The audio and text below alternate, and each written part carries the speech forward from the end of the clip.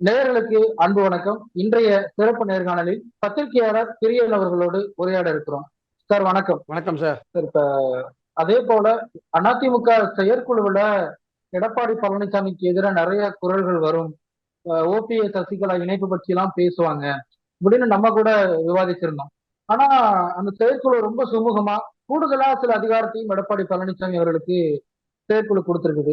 என்னதான் சார் நடந்தது அன்னைக்கு? அது ஒன்றும் இல்லை சார்.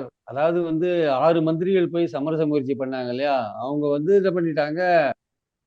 இந்த செயற்குழு முடியட்டும் அப்புறம் பார்த்துக்கலான்னு அவங்க விட்டாங்க. அதனால மற்றவர்களும் இந்த விஷயத்தை எழுப்புறதுக்கு யோசிச்சாங்க. அதுக்கு முன்னாடியே எடப்பாடி என்ன பண்ணிட்டாரு, எல்லா மாவட்ட செயலாளர்கள் செயற்குழு உறுப்பினர்லாம் நீங்க இந்த விஷயத்தெல்லாம் எழுப்பினீங்கன்னா உங்களுக்கு 26 எலெக்ஷன்ல நாங்க சீட் கொடுக்கறது சந்தேகம் அப்படின்னு அவங்கள பயமுறுத்திட்டாரு அவங்கள ஆக்சுவலா. அதனால யாருமே ஒருத்தர் எழுப்பி அது புஸ்வானம் ஆயிடுச்சுன்னா என்ன பண்றதுன்னு யாருமே பேசாம இருந்தாங்க. அவ்வளவுதான், வேற ஒன்றும் விஷயம் கிடையாது. எல்லாருக்குமே எடப்பாடி 26ல உங்களுக்கு சீட் கிடையாது, எம்எல்ஏக்கெல்லாம் 26 சீட் கிடையாது, மாவட்ட செயலாளர் பதவி எடுத்துருவேன் அப்படிலாம் சொன்னார் அவரு. சரிடா எதுக்குடா நமக்கு வம்புன்னு சொல்லிட்டு அவங்க எழுப்பாத விட்டாங்க. கட்சி எப்படி போனாலும் பரவாயில்ல, நம்ம வேலையை பார்த்துன்னு போலாம், நம்ம பதவியை காப்பாத்திக்கலாம் அப்படின்னு அவங்க போயிட்டாங்க. இது எல்லாமே சுயநலம் தான், மேல இருந்து கீழே வரையும் சுயநலம் தான். கட்சி நலனே எதுவும் கிடையாது ஆக்சுவலா. ஆனா கட்சி வலிமை எழுந்துட்டு இருக்கு, செல்வாக்கு எழுந்துட்டு இருக்கிறது எல்லாருக்கும் தெரியுது. நம்ம மூழ்கிற மூழ்கிற கப்பல்ல உட்காந்துருக்கோம். நம்ம கேப்டன் சரியில்லை, 10 தோல்வி பழனிசாமி 11 தோல்வி பழனிசாமி ஆயிட போறாரு, அதெல்லாம் எல்லாருக்கும் தெரியுது. மூழ்க போற கப்பல்ல நம்ம உட்காந்துருக்கோம், நம்ம என்ன பண்றது அப்படின்னா கேப்டன் சரியில்லைன்னு என்ன பண்ணுவாங்க? கட்சி சின்னத்தை அவர் வச்சிருக்காரு கையில, எங்க போவாங்க அவங்க? தினகரன் சொன்ன மாதிரிதான், சுயநலம் காரணமாக நீங்க ஒரு கட்சியை அழிக்கிற லெவல்ல போயிட்டீங்க. அவ்வளவுதான் விஷயம், வேற ஒன்றும் கிடையாது. அங்க இருக்கிறவங்களும் அவங்க சுயநலம் காரணமாக நம்ம பதவி போயிட போடுது, நமக்கு எம்எல்ஏ சீட் கிடைக்காது அப்படின்னு அவங்களும் நம்ம எதுக்குல அந்த பிரச்சனையை, யாரோ அப்படியே போயிட்டு போறாங்க, நம்ம காலத்தை ஓட்டு போலாம்னு அவங்களும் நினைக்கிறாங்க. இப்ப தினகரன் பேசும்போது 2026 தேர்தல்ல அதிமுக கட்சி அப்படிங்கிறது இருக்காது இப்படிலாம் கருத்துக்கள் சொல்றாரு. எந்த அளவுக்கு அதெல்லாம் நடக்க வாய்ப்பு இருக்கு? இல்ல, அதிமுக இருக்காது அப்படின்ற அந்த ஆஸ்பெக்டுக்கு நான் போல. அவர் என்னன்னா, எடப்பாடி பழனிசாமி ஒற்றுமைக்கு தடையா இருக்காரு, அவர் சுயநலம் காரணமாக பதவி போயிடுன்றது காரணமாக அவர் தடையா இருக்காருன்னு ஒரு விஷயம் சொல்றாரு. அதனால சசிகலாவுடைய சுற்றுப்பயணம்லாம் எடுபடாது அப்படின்னு அவர் சொல்றாரு. அதே சமயம் அழிஞ்சிரும் அப்படின்னா தேர்தல் அரசியல்ல தோத்துருவாருன்ற ஒரு பாயிண்ட் அது ஆக்சுவலா 26 தேர்தல்ல. அதுக்கப்புறம் ஒரு கட்சியா அது இருக்குமே தவிர செல்வாக்கோட இருக்காது அப்படின்ற பாயிண்ட்ல தான் அவர் சொல்றாரு நினைக்கிறேன். அழிஞ்சிரும்னா ஒரேடியா முற்றிலும் அழிஞ்சிரும் நம்ம எடுத்துக்க முடியாது. ஏதோ ஒரு வகையில அதுக்கு ஒரு இழப்பு இருக்கும், ஒரு சரிவு இருக்கும் அப்படின்னு தான் நான் பாக்குறேன். அது கண்டிப்பாக அந்த கட்சியை தன்னை ஒற்றுமைப்படுத்திக் கொள்ளாவிடில் அதுக்கான சரிவுகள் கண்டிப்பா இருக்குன்றது என்னுடைய கருத்து. இப்ப சசிகலா அவர்கள் சுற்றுப்பயணம் மேற்கொள்றாங்க, பெரிய அளவுக்கு செய்திகளையோ அல்லது எந்த விதமான தாக்கத்தையும் ஏற்படுத்துற மாதிரி நம்ம ஒன்றும் பார்க்க முடியலையே சார். அவரு சரியான பிளானிங் இல்லாம போறாங்க அவங்க ஆக்சுவலா. அவங்க நோக்கம் நல்ல நோக்கம் தான், பட் ஆனா திட்டமிடல் சரியில்லை ஆக்சுவலா. நீங்க நீங்க போற இடத்துல எல்லாம் திமுகவை தாக்கியிருந்தீங்கன்னா எப்படி சார்? நீங்க எதுக்காக போறீங்க? அதிமுக ஒன்றுபடுத்தணும்ன்ற ஒரு நோக்கம் தானே போறீங்க. அப்ப நீங்க அங்க போய் என்ன பண்ணணும்? நீங்க தேர்தல் பிரச்சாரம் மாதிரி போகக்கூடாது ஆக்சுவலா. நீங்க அங்க ஒவ்வொரு ஊருக்கு போனீங்கன்னா அங்க இருக்க அதிமுக நிர்வாகிகளை சந்திக்கணும், நிர்வாகிகளை சந்திச்சு நீங்க பேசணும். அதுக்கெல்லாம் நிறைய கிரவுண்ட் ஒர்க் பண்ணணும். முதல்லயே போயிட்டு ஆளுங்களை பிடிக்கணும், ஆளுங்களை கூட்டு சசிகலாவை சந்திக்க வைக்கணும், இந்த கட்சி ஏன் ஒன்றுபடணுன்ற ஒரு விஷயத்தை அவங்க கிட்ட வலியுறுத்தணும். இதெல்லாம் பண்ணாம நீங்க ஏதோ தேர்தல் பிரச்சாரம் மாதிரி போனீங்க, அங்கங்க ஒரு 50 பேரை பார்த்தீங்க, அவங்க அதிமுக கொடியை வச்சிருக்காங்க, கையை காமிச்சிங்க போயிருந்தீங்கன்னா திஸ் ஓன்ட் ஒர்க். அப்புறம் திமுக தாக்கி 2 வார்த்தை பேசிட்டு போறீங்கன்னா உங்க போன பர்பஸ் என்ன? ஆக்சுவலா போன பர்பஸ் அதிமுக நிர்வாகிகளை நீங்க மாத்தணும், ஒற்றுமைக்கு ஆதரவா அவங்கள குரல் கொடுக்க வைக்கணும். நீங்க போற இடத்துல பொதுக்குழு உறுப்பினர்களை சந்திக்கணும், அவங்கள மாத்தணும். நீங்க ஆக்சுவலா அவங்க கன்வின்ஸ் பண்ணணும் அவங்கள. இதெல்லாம் நீங்க பண்ணாத, நீங்க வெறும் வண்டியில போனீங்கன்னா என்ன நேர விரையம். ஆக்சுவலா உங்க நோக்கம் நல்ல நோக்கம், திட்டமிடல் சரியில்லை. இப்ப ஓபிஎஸ் அவர்கள் ரொம்ப நாளாவே ஒரு சைலண்ட் மோட இருக்கிற மாதிரி இருக்காரு. பெரிய அளவுக்கு அவருடைய செயல்பாடுகள் ஒன்றும் செய்திகளா பார்க்க முடியல. அவர் என்ன முடிவுல தான் சார் இருக்கிறாரு? அவரு தானா பழம் கனிந்து அவரோட மடியில விழுன்னு நினைக்கிறாரு. அதுக்கான சான்ஸ் எல்லாம் இல்ல. நீங்க அரசியல்ல உழைக்கணும் சார், கஷ்டப்படணும் சார். எடப்பாடி பழனிசாமி தான் தான் முதல்வர் கேண்டிடேட்னாரு, போராடினாரு, வந்தாரு, 4.5 வருஷத்துல தன்னை பலப்படுத்திட்டாரு. ஓபிஎஸ் சைட்ல இருந்த ஆளுங்களை எல்லாம் இழுத்துட்டாரு, கேபி முனுசாமி உட்பட எல்லாரும் இழுத்தாரு. தான் தான் முதல்வர் கேண்டிடேட்னாரு, அடுத்தது நான் தான் எதிர்கட்சி தலைவர்னாரு, அடுத்தது உங்களையே ஓபிஎஸ் தூக்கி வெளில போட்டாரு. ஒரு அரசியல்ல நீங்க எதுக்குமே எப்போதுமே தயாரா இருக்கணும். ஒரு உரையில 2 வாள் இருக்க முடியாது. நீங்களும் பழனிசாமியும் ஒரே சமாதிகாரத்தோட கட்சியில் இருக்கும்போது நீங்க எந்நேரத்துல உங்க முதுகுல கத்தி குத்தப்படும் என்பதை எதிர்பார்த்து காத்து கொண்டு இருக்க வேண்டும். சமாதிகாரத்தோட 2 பேர் ஒரு அமைப்புல இருக்க சான்ஸே கிடையாது. ஏதோ ஒரு இடத்துல ஒருத்தன் இன்னொருத்த முதுகுல குத்துவான் கண்டிப்பா. அதை எதிர்பார்க்காத எல்லாமே வந்து வெள்ளந்தியா இருந்துட்டு இன்னைக்கு வெளியில போயிட்டு பணத்தையும் கையில எடுத்து அரசியல பணம் முக்கியம் சார். பணம் இல்லாத உங்களுக்கு 4 பேர் உங்க பக்கத்துல வரமாட்டான். நீங்க ஒரு கூட்டத்தை போட்டாலும் பணம் கொடுத்தாதான் ஆளுங்க இன்னைக்கு வராங்க. அப்போ பொதுக்குழு உறுப்பினர்களோ எம்எல்ஏக்களோ யாரா இருந்தாலுமே எப்படி கவனிக்கணுமோ அப்படி கவனிக்க வேண்டிய விஷயத்த கரெக்டா எடப்பாடி தெரிஞ்சு வச்சிருக்காரு. நீங்க எதையுமே பண்ணாத எல்லாம் நம்ம பின்னாடி வந்துருவானா உங்ககிட்ட இருக்கிற எல்லாம் போயிட்டு இருக்கான். அதே 4 பேர் தான் உங்க பின்னாடி இருக்கான். 4 வருஷமா அந்த 4 பேர் தான் உங்க பின்னாடி இருக்கான். ஒருத்தன் கூட உங்க பின்னாடி வரல. அப்போ இந்த மாதிரியான அரசியல் நீங்க பண்றதுக்கு பேசாம சாமியாரா போயிட்டு இருக்கலாமே. எதுக்கு இருக்கீங்க நீங்க? எதுக்கு அரசியல் பண்றீங்க? அரசியல்ன்றது வந்து உங்களை எதிர்த்து நிக்கிற எடப்பாடி ஒற்றுமைக்கு எதிராக இருக்கார். நான் வீழ்த்தியே தீருவேன் நீங்க இறங்கி கோதால இறங்க வேண்டாமா? மாவட்டமா பேச வேண்டாமா? தொண்டர்களை சந்திக்க வேண்டாமா? ஒண்ணுமே பண்ணாத எல்லாமே என்கிட்ட தானா வந்துடும். பாஜக நமக்கு எல்லாம் பண்ணி கொடுப்பாங்கன்னு பாத்தீங்கன்னா அவன் ஏன் பண்றான்? பாஜக என்ன வந்தது? உங்க கட்சி பலவீனமா போனா அவனுக்கு நல்லது தானே. அவங்க என்ன பண்ணுவாங்க? இதெல்லாம் ஓபிஎஸ்க்கு புரியல.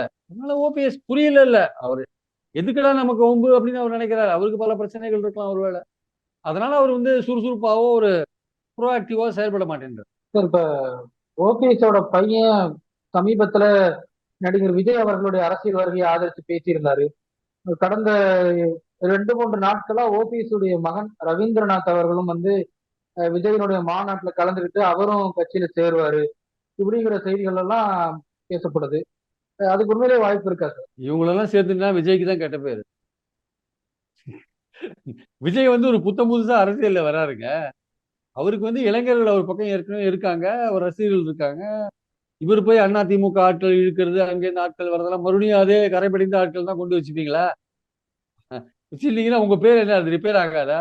அதே old old wine in new பாட்டில்ன்ற மாதிரி அதே பழைய சரக்கே கொண்டு வந்து நீங்க விற்கிறதுக்கு பாத்தீங்கன்னா விஜய் புத்தம் புதுசா பாலிடிக்ஸ் வராரு. எந்த விதமான கரையும் இல்லாம வராரு.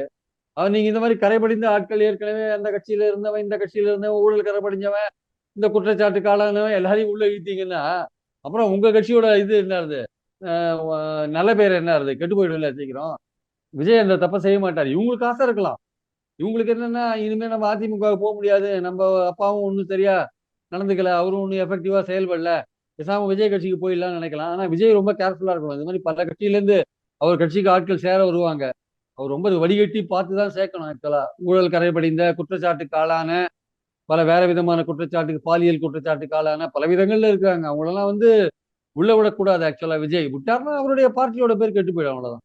இப்ப ஏற்கனவே தொடர்ந்து அதிமுகவுக்குள்ள பாஜக ஆதரவு ஆட்கள் இருக்கிறாங்க அப்படிங்கிற செய்தி தொடர்ந்து பேசப்பட்டது. இப்ப எடப்பாடி பழனிசாமி அவர்கள் பாஜக எதிர்ப்புங்கிறத வலுவா கையில் எடுத்திருக்கிறாரு. இன்னும் அதிமுக பலவீனப்படும் அப்படின்னு புரிஞ்சுக்கலாமா? பாஜக எதிர்ப்பு நிலையை வந்து எடப்பாடி கையில் எடுக்கு சார். அண்ணாமலை எதிர்ப்பு நிலையை கையில் எடுத்திருக்காரு சார். பாஜக அவர் மோடி எழுத்து ஒரு வார்த்தை பேச சொல்லுங்க. அமித்ஷா எழுத்து ஒரு வார்த்தை பேச சொல்லுங்க. பேசுவாரா கேளுங்க. அவர்கிட்ட பேச மாட்டார். மத்திய அரசோட பாலிசி எடுத்து பேச சொல்லுங்க. மத்திய அரசுடைய செயல்பாடுகள் எடுத்து பேச சொல்லுங்க. பேச மாட்டார் சார். அவருக்கு வந்து அண்ணாமலை அவருக்கு எதிரி அவ்வளவுதான். அவருக்கு அண்ணாமலை வந்து இந்த திராவிட கட்சிகளோட கூட்டணி வேண்டாம்னு மேல கன்வின்ஸ் பண்ணிட்டாரு. இவரை வந்து பிரதமர் கூட்டு பக்கத்துல எல்லாம் உட்கார வச்சு ஆனர் எல்லாம் பண்ணாரு. இவரு இங்க வந்துட்டு மைனாரிட்டி ஓட்டை இது மைனாரிட்டி ஓட்டை வாங்கணும்னு வெளில வந்ததே கூட நான் ஆரம்பத்துல நினைச்சது சரியா இருக்குமோன்னு தோணுது. அதுவே ஒரு பிஜேபியோட ஏற்பாடா தான் நினைக்கிறேன். ஆக்சுவலா அவர் வெளில வந்ததே கூட திமுகவுக்கு போற மைனாரிட்டி ஓட்டை பிரிக்கணும்னு நினைச்சுதான் அவரை நீ தனியா நில்லுங்கன்னு சொன்னாங்களோன்னு கூட எனக்கு ஒரு யோசனை இருக்கு. ஆனா அது நடக்கலன்றது வேற விஷயம். அதுக்காக தான் அவர் வெளில வந்தாரோ டவுட் இருக்கு. அதனால இவர் மத்திய பாஜக தலைமையெல்லாம் எடுத்து எதுவும் பேச மாட்டார் சார். அது டெஃபினட். இவங்க ஆட்கள்லாம் டெல்லியோட நல்ல தொடர்புல இருக்காங்க. அதனால பேசவே மாட்டாரு. அண்ணாமலை எடுத்து நிறைய பேசுவார். மத்திய பாஜக எடுத்து பேசுவாரான்னு டவுட் தான். இப்ப இன்னும் சில நாட்கள்ல அண்ணாமலையும் வெளிநாடு பயணம் செல்ல இருக்கிறாரு. தொடக்கத்துல அது குறித்த செய்திகள் அதிகமா பேசப்பட்டது. அடுத்த மாநில தலைவர் யாருக்கெல்லாம் பேசப்பட்டது. இப்ப அந்த செய்தியே அப்படி ஒரு செய்தியே நடக்காத மாதிரியான ஒரு ஒரு சூழல் தானே சார் நடந்துட்டு இருக்கு. அது தெரியல சார். அண்ணாமலை தான் சொன்னாரு வெளிநாடு போக போறாங்கன்ட்டு. அவரு சொன்னாரு இல்ல மேலிடத்துல ராஜினாமா கடிதம் கொடுத்துட்டாங்கன்னு சொன்னாரு. ஏதோ அரசியல் பத்தி படிக்க போறேன்னு சொன்னாரு. பொலிட்டிக்கல் சயின்ஸ் எல்லாமே அவங்க சொல்றதுதான். இப்ப அவருக்கு ஒரு பயம் வந்திருக்கலாம் ஒருவேளை.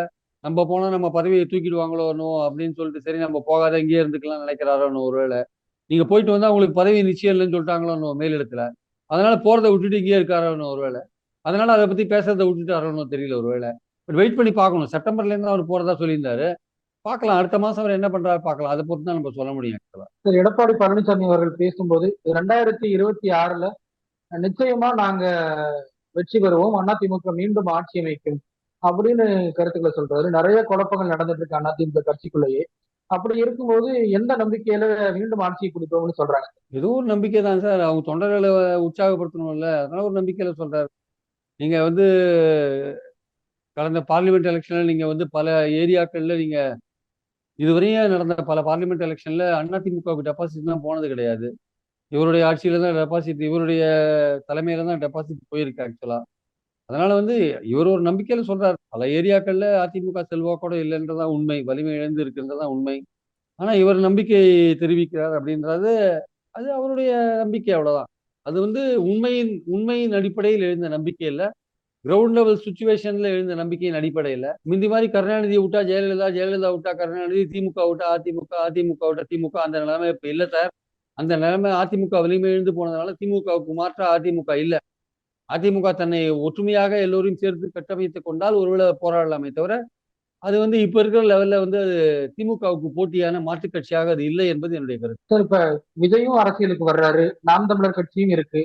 ஆஹ் இது இது வந்து திமுகவுடைய வாக்குகளை சிதறடிக்காதா? திமுகவோட எதிர்ப்பு வாக்குகளை தான் சிதறடிக்கும். திமுகவுக்கு நல்லது தானே அது.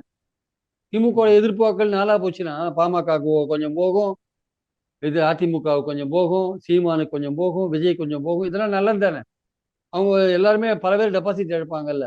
திமுகவுக்கு ஆதரவான ஓட்டுக்கள், மோடி எதிர்ப்பு ஓட்டுக்கள், திமுக காரர்கள் போடுற ஓட்டுக்கள், திமுக கூட்டணி கட்சிக்காரர்களுக்கு விழ ஓட்டுக்கள் எல்லாமே திமுக வாங்கிட்டு பெட்டரா அவங்க பெண்களுக்கான பெண்கள் ஆதரவும் அதிகமா இருக்கு இப்போ அவங்க திட்டங்கள்னால. அதுவும் அவங்களுக்கு கிடைக்கிறதுக்கான வாய்ப்புகள் இருக்கிறதுனால திமுக இவங்க பிரிஞ்சு எதிர்க்கட்சிகள் பிரிஞ்சு இருக்கிறது வந்து திமுகவுக்கு இன்னைக்கு அட்வான்டேஜ். நிகழ்ச்சியில் பங்கெடுத்தமைக்கு மிக்க நன்றி. தேங்க்யூ.